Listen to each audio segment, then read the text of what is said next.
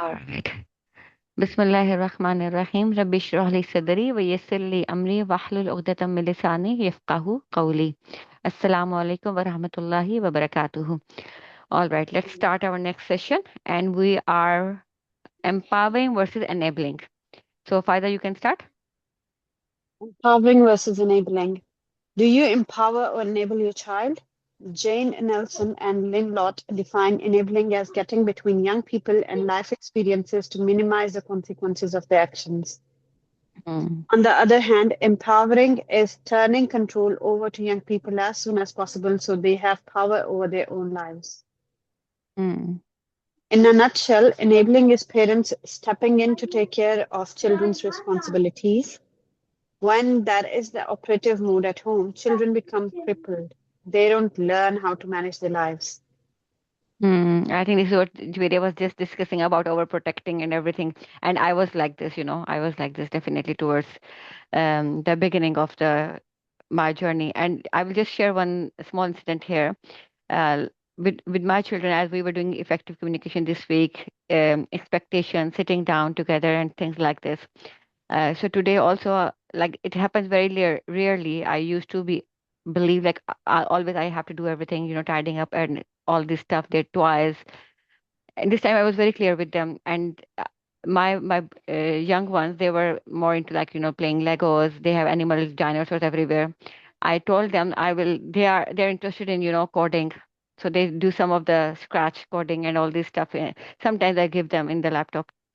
I told them they will be using it today. I like today is a coding day, but they have to first tidy up their room and everything. So they not only just tidy, everything was so clean. Then they called me. I wasn't expecting it to be too quick, and then like they hoover it as well. And I realized they can do it. You know, so that's the Definitely. empowering them. Not I was the person who was taking everything on myself, especially during the holidays. Then it becomes really draining for you if you are the only one doing everything. Definitely. I think with the younger children, they want to help. So I Hmm. think only if we know how to, take it Yes, yes, in yeah. a good way from them, I think they love doing it. I think Yes. problem comes when they grow old. Yes, I think when like I feel like this when they are young ones and they are doing things like in bit messy way or in not so perfect way, then the way I was, I stepped in. I used to do things myself and my way and the right way. Then the children eventually just give up. They are like, Love doing "What it. are you?" And then when they are older, of course, it becomes difficult. You know, I feel that, children, whether children or adults, all of us, we need appreciation. Even Yes. if they do it wrong way, just appreciate them for their effort and they will do it right the next way. Maybe a few times they will do it wrong, but they will learn Hmm. eventually. But we Yeah, don't give them the exactly. chance. Yes, exactly. We take it. I We was like, take it exactly. perfectionist sort of. Even if I have to correct it later on, it's okay. In that It's moment, okay. I do praise them Don't. that at least they made an effort and I really Hmm. appreciate it. So, Hmm. younger Yeah. ones, they love it. So, Yeah, exactly. So yeah, this is very important, I would say. Yeah. All right. Continue. yes, so some common Yeah, yeah. areas where parents struggle between empowering and enabling are homework, food, and clothes. Hmm. I know her was recently asked by a parent when she should start handing off the homework responsibility to her daughter. Hmm. She had a 6-year-old daughter who was accustomed to her mom pulling out her homework, calling her to the table, then sitting next to her until she completed her homework. Her story Hmm. is a typical example of a parent enabling her child. What Hmm. was supposed to take at most 10 minutes took an hour to complete with a daily battle of wills. I Hmm. invited the mom to empower her daughter through the following: Hmm. inform her daughter that the way they do homework is changing, set the time on the routine chart of when homework will be done after school, have a quiet area ready with all needed supplies, expect the daughter to work alone, be available to help when her daughter needs specific help, Avoid Hmm. correcting homework or asking her to redo it. Inform daughter that Hmm. she is responsible for putting her homework away. Keep the same bedtime even if her daughter has not finished her homework. Allow her daughter to face the consequences of not doing her homework. Establish a rule of life such as fun comes after work. This means Hmm. that all screen time activities come after homework is done. This is a very beautiful example, to be honest. It means, again, effective communication, clear expectations, visuals as a routine chart, and consequences, like let them face. Well, I think, that's the struggle. That's where I struggle the most, Mm-hmm. especially with my son. I can see, I think girls and boys are generally very different. Yeah, they are. So my daughters are very, very independent, elder Hmm. and younger. But my Hmm. son is very dependent. He cannot do Yes, anything on his own. yes. He's Also, 9 years old. I have to sit hmm, with him all the hmm, time. hmm. So, I What I think. am thinking here is with, there was a point, wait a second. Um, have a quiet area, right? Ready with all needed supply. This thing, the quiet area, which I feel why there is more struggle with boys, because boys are generally um, like all over the place, loud, and things like, they want to do something always. So when there is a little bit of distraction, for example, girls playing or maybe talking, or there's a TV or there's someone doing something, then they just get distracted. Because this is what I have seen with my son. Mhm.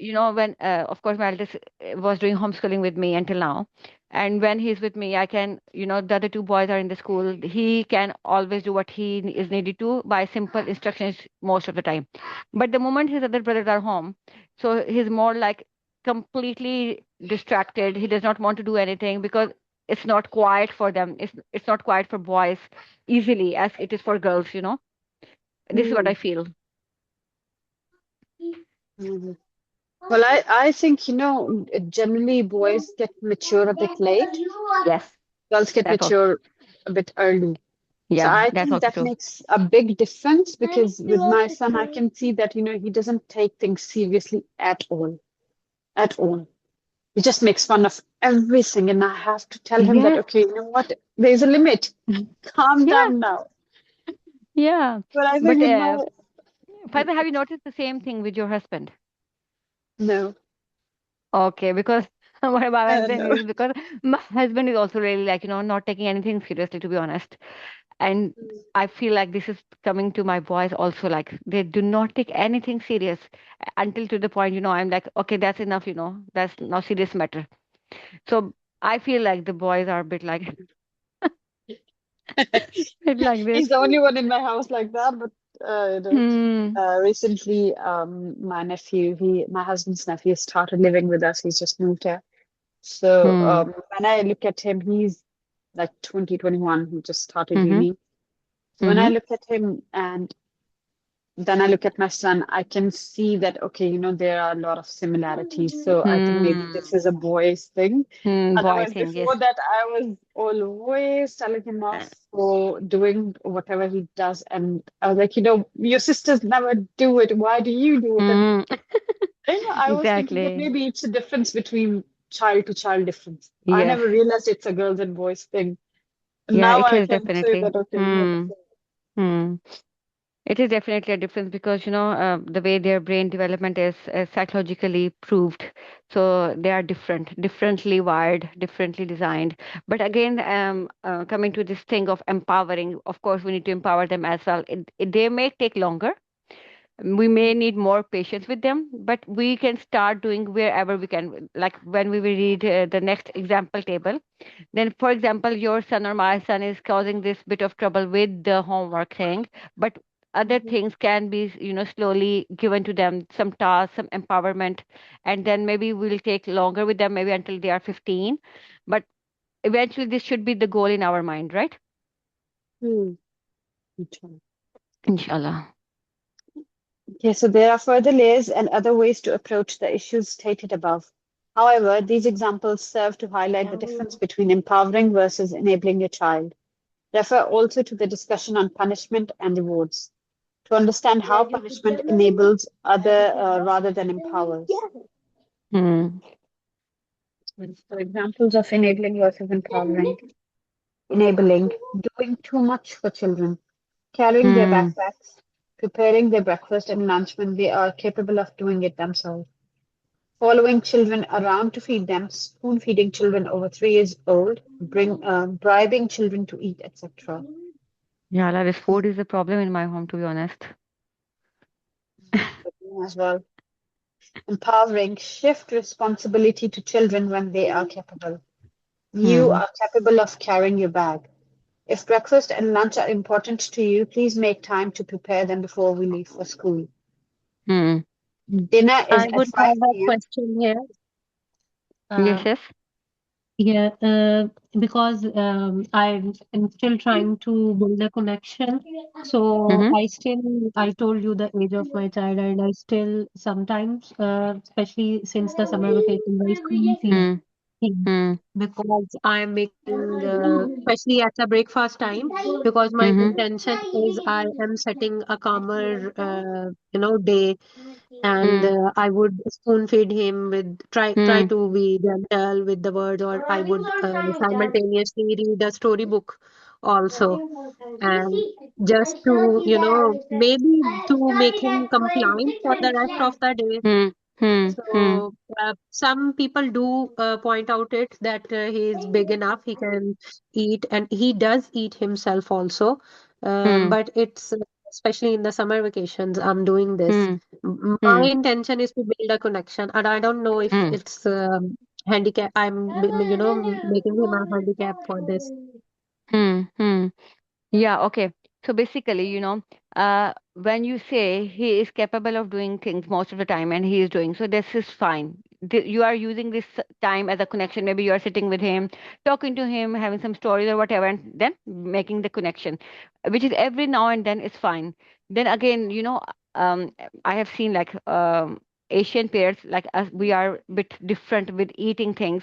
Like I would be very honest, I had this very much problem with my children until now when they're 9, 10, and things like this. And I realized where it comes from was when I initially got married. Then my surroundings were always like, and I was always like, the main thing and perhaps the only thing I should be doing for my children is to feed them.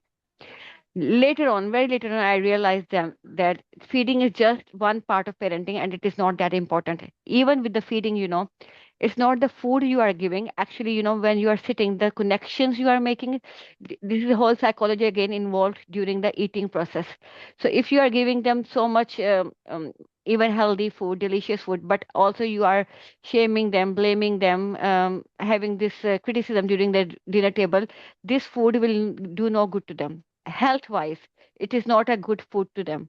They will still eat, they will still you make you feel like they are full, but this food has no long term benefits. So what is the what I would suggest, like, yes, you do empower them, but again there is a difference between I'm not sure, but just to tell, in a neurodivergent child and a neurotypical child, because some children actually do not feel they are hungry. They will not know their basic needs, so you have to be very careful. You will not let them take this authority of the food, and you are like, okay, if you're not eating it means then fine, leave them. They must know when they're hungry or something. But with a neurotypical child, definitely there, when a child who understands when they are hungry, how much they can eat, we mess up the relation of food with the child in very young age when we start to wean a child and then we are giving spoon feeding. At this time you were given a bowl of whatever yogurt maybe, and you are like, I must finish this for my child, and child is crying and they don't want to eat anymore, but you're still giving, right? And when they start spoon feeding, they are making mess all over, they are throwing the crumbs. Like I was like this because I was living alone. I have to do so much cleaning. I was like, it's better.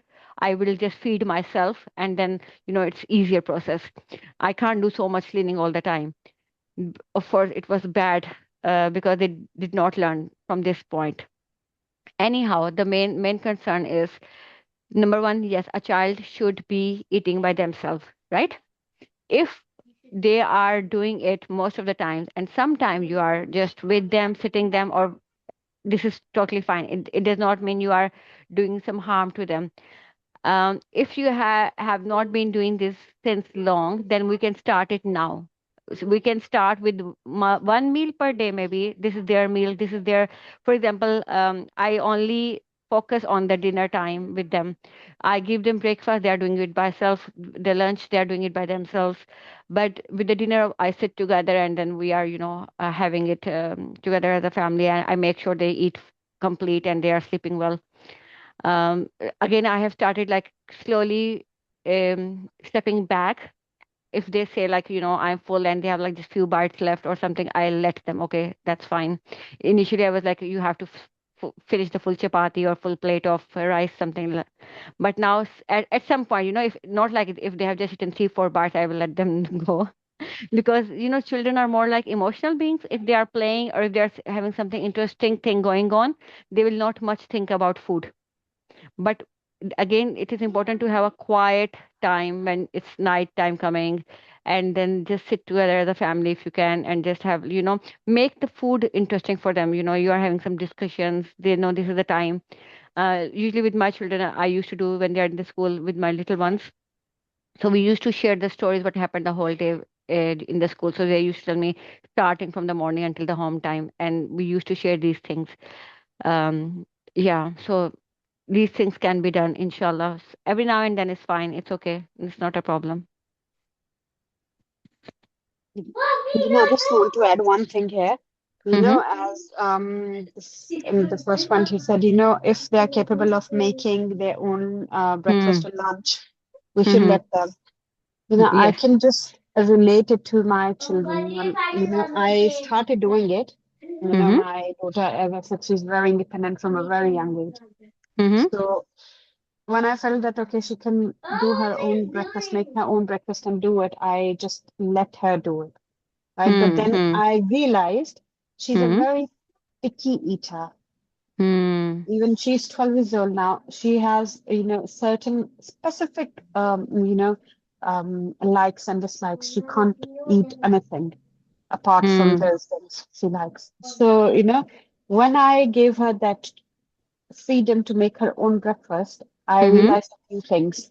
One thing that she just stuck to one thing she liked. Mm-hmm. That's it. Mm-hmm. Because she was making her own breakfast, she was never, she never wanted to try anything new. Second thing I realized was that, because I was making breakfast for the younger ones Mm-hmm. and I was not making it for her, Mm-hmm. I felt that as the time passed, she started feeling that I don't love her because I'm making breakfast for the younger ones, but I'm not making it for her. Yeah, yeah. She just takes that Mm-hmm. that thing out on the food then. She was always telling me that I'm not hungry, I don't want to eat. So with experimenting, I realized that okay, if I made it for her and you know, first I gave her a hug, and then I Mm-hmm. told her that okay, I love you, I really love you, I want you to be Oh, healthy, yeah, I that's want you very to eat nice. it, and then she ate it. But if I told her to make it herself and eat it, or if I just gave her the plate and told her to eat it, she would not eat it. So I think for Mm-hmm. me, I know she's capable of making her own breakfast, but I can't leave it to her because I know she's not gonna eat it always. So I Hmm. have to, just give her that reassurance that I love her and I made the food for Of her. course. No, this is Still, beautiful still sharing. with this Yeah. thing, it's still, I still struggle Hmm. because she gives me a very hard time to eat. But Yeah. then I think, Children. this is one Huh. thing I learned that, okay, Hmm. but Hmm. being capable is a different thing. I know Yes. if she has to do it, she can do it. Yes. But Yes. I do it for her because I love her and I know that, if I can do it for her younger siblings, Yeah. definitely for her as well. And eventually a time will come, when the younger will be a bit older as well. And then when they are both in the same sort of age brackets, then they start doing things. Then the elders do not feel like this. Usually it happens, elders start, when we start giving them chores or something, and they see the young ones having more cuddly time with us or whatever, they feel like, you don't love me anymore, stuff like this. This is not the truth. This is only the, they still want to have this feeling, maybe this time, or they need validation still. We still have this, but the time changes. They are just, bit older now. But once they are in the same, like, 10 plus, if when every children is, all children are like 10 plus, then um, the complaints reduce, inshallah. Sorry.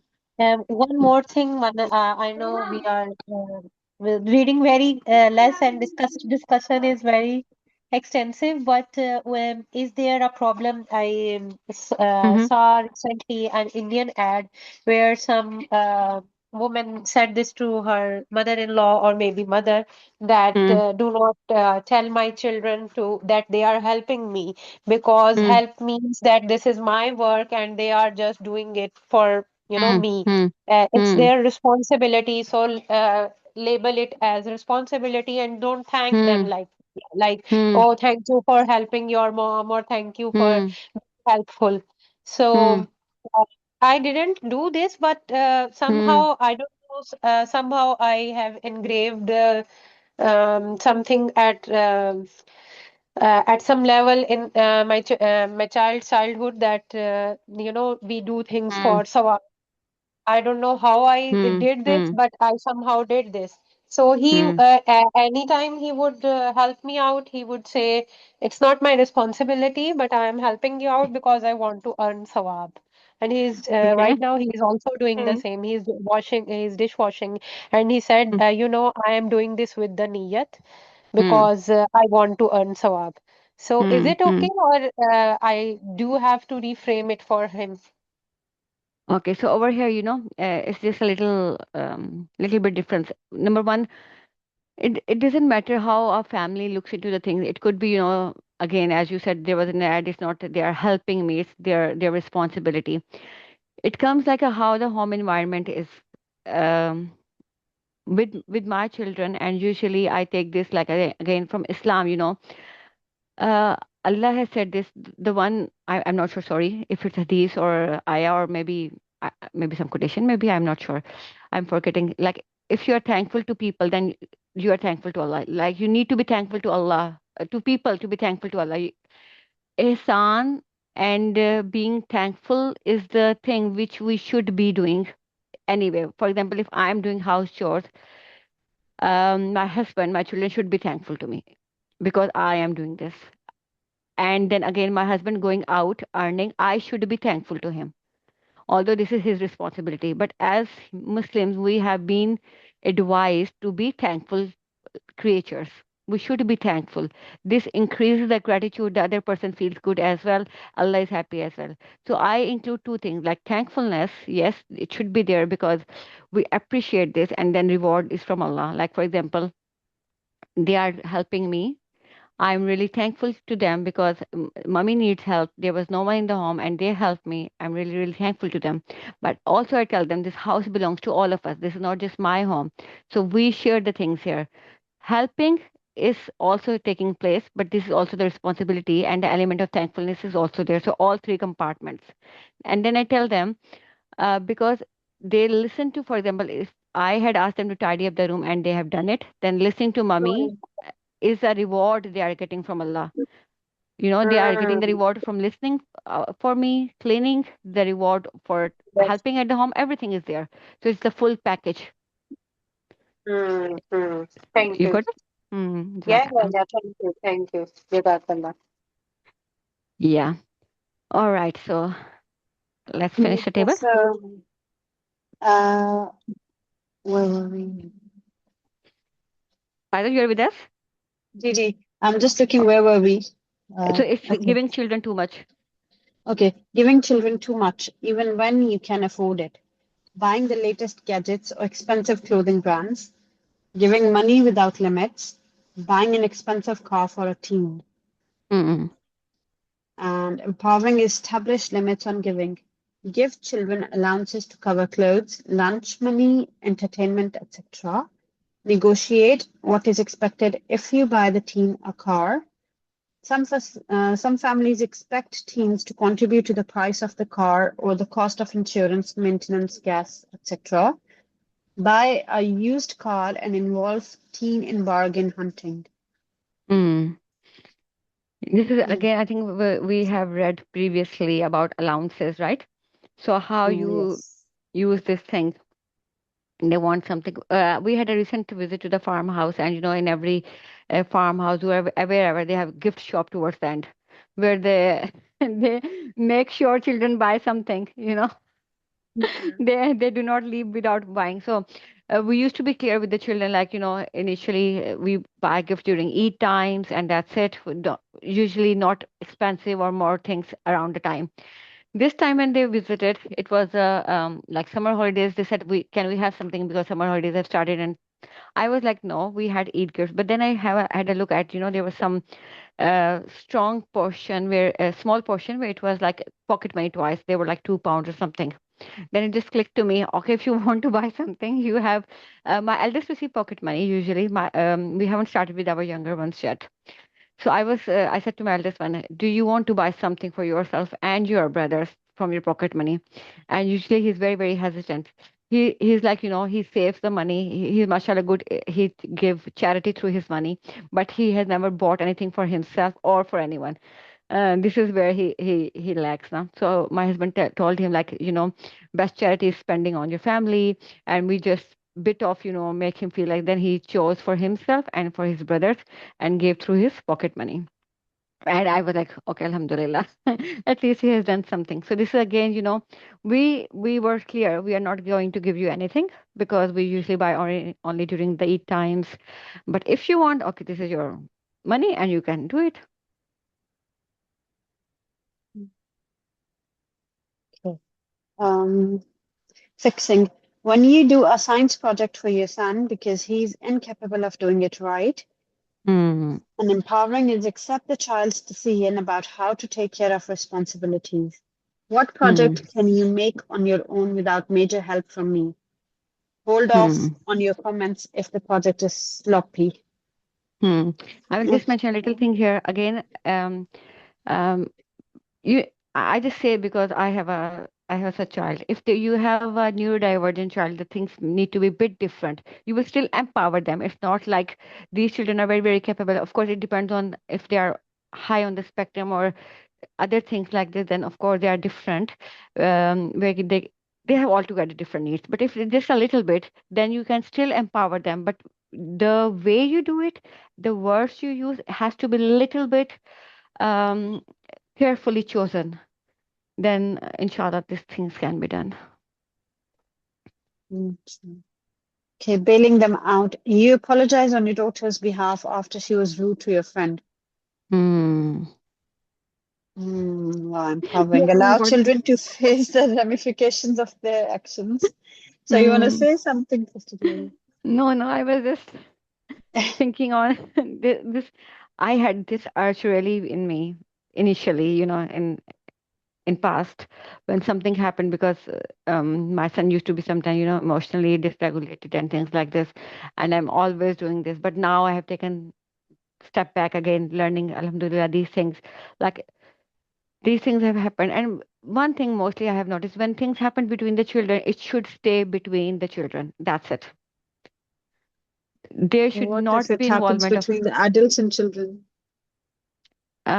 between adults and children, like between parents and children, you mean? No, like if for Hmm. like as this other the next Okay. example said, Okay. Auntie Fatma was very hurt by your comment. I expect you to apologize to her in person. Okay. So if they have done any misbehavior with adults, yes. Then again, the way they have said, do not just shame them in front of Auntie Fatma or other children. Just in isolation. Just tell them, like, this should not be done. This should have done in a better way. You should apologize. Again, But children what these if days are different. being telling Hmm. them again and again, if they don't do it or if they don't listen to it, then what shall we do? You mean children don't apologize? Yeah. Hmm. So what? If this is a once-off incident, which is fine. If it is happening quite often, then of course Mhm. you need to have some consequences, something you actually before the consequences, as we always discuss, whenever a child is going through any behavior, we must be emotional scientists to figure out why it is happening like this. Like, why would he always be disrespecting the particular auntie, or maybe the particular person coming. For example, in families, the grandparents or the aunts and uncles, if a child is misbehaving with them quite often, then this need to be really figured out why it is happening. Then maybe discuss with them, have solutions for what is bothering them. And with adults, I would say you just need to, yes, definitely apologize, but also tell them, because my child is just still a child and does not have a logical brain developed. He's not knowing what he's definitely doing, but I am in the process of figuring this out. I totally understand he or she should not be behaving like this, and I am on it. Like, I am figuring this out. And I need your support, like, not to take it on heart, which is difficult. Sometimes, people do take it on And a I heart think and this they is do. where we struggle because Hmm, hmm, when your child kind of embarrasses you in front of hmm, a group of people, and it's not once, twice, or it's like every time hmm, thing. It's very hmm, hard hmm, hmm, to give that explanation to everyone, that why is your child hmm. behaving that way. Yeah. There are two things in this which I want to ask you. Hmm, One thing hmm, is that if a child has this in his or her personality that they don't apologize no matter what, they're hmm. not It happens. able to see their own mistake. Yes, It's yes. always other person's mistake, no matter Hmm, what hmm, happens. hmm, hmm. See, Yeah, I know. I know one thing, that I cannot force my child to say sorry.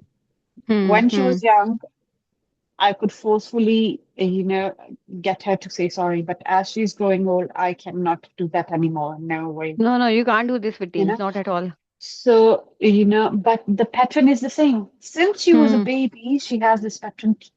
No matter hmm, what happens, even hmm, when I didn't know much about this, gentle parenting thing or whatever, but hmm, I have given the severest punishments to hmm, her at the hmm, age when I know that, I shouldn't have done it.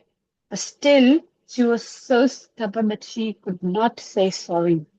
She couldn't. hmm, And she's the hmm, same till today. She's 12 years old. She can't say sorry. She doesn't hmm, realize her mistake. She doesn't. She hmm, doesn't accept any of her mistakes. Like, hmm. I have done multiple conversations with love, with I have told Harshness. her Hmm, off. I said everything I've tried with her. She doesn't say hmm, sorry. Second hmm, thing is that um, she's mashallah very mature. She's hmm. 12, but she does not neither look like 12 or nor behave like a 12 years old. She behaved Hmm. like a 20 years old in every Okay. single thing, right? So, Hmm. for people, it's really hard for them to believe that she is 12. Hmm. She No looks one older than her believes me age. that she does look Okay. older and then behave older as Hmm. well. But there are Hmm. things like, she struggles with, the social gatherings or Yeah. cues. Hmm. I know she has a problem with every person who is closer to me, Hmm. either my friend or my family, whoever gets closer to me, she does not Hmm. like that person. So Hmm. she gives that person a very, kind of cold attitude. I She get won't it now. smile. She won't say Hmm. salam. She won't, if I'm talking about that person, she'll just get angry, annoyed that why do you always call that person? Why do you even Hmm. talk about that person? Why does that person come to our house every day? Hmm. And I have to give explanations. And then when she behaves in that certain way to that person, I have to give explanation to that person as well. I know. So, I know. it's a very big struggle for me to, teach her that, okay, you know what, even if you don't like anyone, Hmm. you can't behave that way. Hmm. Hmm. No, I'm getting the complete picture now. Basically, it's very deep. It's not that simple. And it started from her childhood. So there is, like, the big in-depth surgery is needed for this thing. But one thing, when you first said she doesn't realize, she, even if she is wrong. So first of all, a person always realizes when they are wrong. Even a child does. What happen is, it happens with the children and also with the adults. When you confront them, or when you make them say sorry or things like this, There is we talk about different stages of nafs, and there is nafs al-lawwama. Nafs al-lawwama is always present, and they do scold, like they do make us feel something bad has happened. It always there. But with that's why there's a topic of reward and punishment, which was discussed. Should we do or should we not do? When there is Mm, external stimulus, like a person is feeling bad inside, not a person, a child, 2 years old, 3 years old, mm, right? And the child knows I have done wrong, but we haven't given this space to the child, and we were on the top of their head, right then say sorry. They felt shame, they felt guilt. And then again, depending on the personality of a person, of a child, they act in two ways. mm, Either just get into this shame and guilt, start apologizing every time, people pleasing, feeling they are worst, or rebel if they are strong willed. I am not mm, wrong. How dare this person shame me? I give you a very just this happened yesterday. So usually my children, they play together, they fight. Sometimes it happens with mistake, sometimes just by chance. So my boy was playing football. The my youngest one, I think he kicked the football to my middle one. He came to me crying. I knew it happened by mistake. So sometimes I used to go to, the other one said, you have done a mistake. You can say sorry. It was just a mistake, right? I said nothing to him. On this moment, I was cooking dinner. I was a bit occupied mm, as well, but the one who was hurt, I just kept him with me, just hugged him, just kept it with me for a minute. Just after 2 minutes, my young one came to him and start, hugging him, kissing him, saying sorry, it was a mistake. I said him nothing, nothing at all. And then I took mm, this moment of learning, and then I told my boss, see, when I did not say anything, he realized it. And this mm, happened. The children do realize this is inside us since we are born. But when we, again, I'm guilty of this. I have been doing this with my eldest as well. So he is of this type. Like he feels like he cannot do a mistake. And the way you are telling your relationship with your elder, like she does not mm, like anyone around you who mm, you like. This is sort of thing happened at my home as well. Then I made my son realize I am a human as well. Even simple things which when I started to do for myself, he was like, how come mama can live her life? How? So mm. actually, yeah, the children are, mashallah, they're, of course, everything is happening Exactly. in their brain, Exactly. subconscious brain. When they were very young, they have seen things. So there are many, many things, many layers which you need to dig out. Because, of course, I know my son history and everything. I'm digging this out for you and your daughter. I need to dig out what has been happening when she was born and then later on years. So there are, I'm sure I can see many layers here.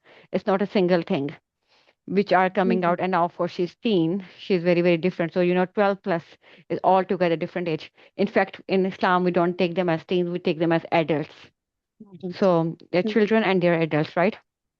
So mm. now we need to deal her as an adult in a very different way. But Uh, again, yeah, I was insha. so amused, Faiza and Kuratulan, that it's the same with my child. Maybe it's the firstborn syndrome, something. He can't imagine that I could have a life of my own, and I could, I could like someone else also. Hmm. Hmm. He Hmm. would even get negative feelings if I express my love for my husband. He would Hmm. say, Hmm. no, it should be only Hmm. me and you. Hmm. And Hmm. so he said, I Hmm. make sure that I love only you, so you make sure that you love only me. And No. about Hmm. apologizing, the incident I shared in the um, early minutes of the class, in the past, I tried to, persuade him to say sorry, and then I learned that it's not okay for the child, and he's not in a state of mind. Then I started apologizing to the children on my child's behalf, because, adults get mad at that your child said this hurtful thing to my child. So I would start apologizing. So in the yesterday also I said that child. who was very hurtful by the words of my kid. I said, I am saying sorry on behalf of my child, and he shouldn't have said this thing to you. So his mother also got okay, and he said, okay, aunt, it's okay. But after this, my child kept on whining for like rest of the day. Why did you say sorry? Why did you say sorry? You shouldn't have said sorry. You said sorry. It means that I was wrong. But at Mm-hmm. the end of the day, today's morning, Mm-hmm. he maybe get something into mind, and I maybe whatever. But I gave him an option that you wanna say sorry to that child because you didn't like that I said sorry. So after a couple of arguments, he recorded a very short message to that Mm-hmm. and sent it. So I Mm-hmm. don't know if I should say sorry on my behalf, on my child's Mm-hmm. behalf, just to keep things going between the adults or not. Mm-hmm. So when you have said sorry to the child, you did the right thing because the child was hurt, right? So you can say my child should not have said this, which is right. You validated his feelings, right? And the adult was apparently okay also. You have done the part. Now, what is going to happen in the future is not in your hand. A very similar incident happened when we recently moved to the Preston. A boy my son became really good friend with, and we usually do not send him to anyone's house because we know sometimes he just get emotionally dysregulated, overwhelmed, and I'm not very sure of how he behaved. But the child came to our home. They had a very good time, and then he wanted to go to their home as well, just for an hour. But a very sort of huge incident happened. He apologized. He was also like, I'm apologizing, but he should also apologize. I said him, Beta, you are accepting your mistake. We should not expect others to also do the same. I messaged the mother as well, but reason I'm telling is since then, after this day, the mother has never talked to me. It's been more than a year now. Never did the child come again. And then I understood, okay, I know my child is having different needs, right? Not everyone can understand this. Getting so much hurt with a child's word is something very immature. But I have heard this thing from, I don't remember who was the person, therapist, someone who say we have so many adults walking around us at age of 40 having the brain of 8 or 9 years old. And that's true because they were not emotionally regulated themselves, emotionally validated themselves at this age. They cannot do this to our children now. I have done my part. I used to, of course, feel guilty for a very, very long time. She must be, especially, I am in the field of therapy and children's emotional behavior and all this. I do feel every time my child misbehaves, other person must be thinking, oh, you teach everyone like this and that, and your child behave like this. And this is such a big responsibility on me. But then I have taken it off my shoulder. Even my child is a child. Even my child is not adult. So I cannot, even, of course, when prophets were preaching and everything, they cannot and they can never guarantee anyone to have a certain hidayah or whatever. In the same way, I am doing my best with my child and I know him. But again, they must have felt bad. They do not want to continue the relation or whatever is on them.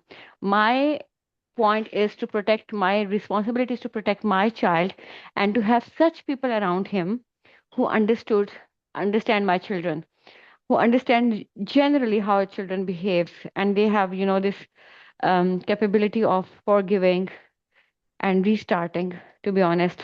Because if you can't do this with a child, I wonder then how you can reconcile among adults, because so many things happen in the relationships with us adults all the time, during friendships between spouses and other household things. Then how would you manage this if you cannot forgive a child? Right. Right. So, this is, of course, ongoing discussions and things like this. And with each family, each household, each That's child, true. I different agree things, with you. different things. are happening. You know, my family circumstances are different from yours. What was happening in my home last year, because I was actually thinking of this because it's summer holiday. Still remember last summer break. I still remember how traumatizing it was for me and for my son, especially. I still remember lots of things from this. And now the time has changed. So my circumstances last year were different from what it is now. Yours are different from mine. Your life is different from mine. Your family, everything is different, right? Some things are, of course, generic, how we deal with the children, especially when we don't have the knowledge. And then when we start acquiring it, the journey is almost the same. Especially with the elder children, they are mostly our experimental grounds. But once we understand things, we start behaving better, we start learning better, and then we all we need to do is not to be in guilt trap, continue to try, continue to be better person for ourselves and for our children. Inshallah, they will get there. And also remember one thing always: our children will have their own journey in life. Because for us, they are children. For Allah subhanahu wa ta'ala, they are one of His creation who will go through the path in the life as Allah has destined for them, right? They are not just our children. So they will be doing whatever they are meant to do. They will face challenges. They will overcome those challenges. They will may fail. They may fall down. They will get up again. This is all a part of their journey. We will keep trying, inshallah, what we can. Inshallah. All right, we are a bit over the time. Basically, I need to go out as well. Maybe we can stop here. I know Sister Farha has probably, I think, joined us.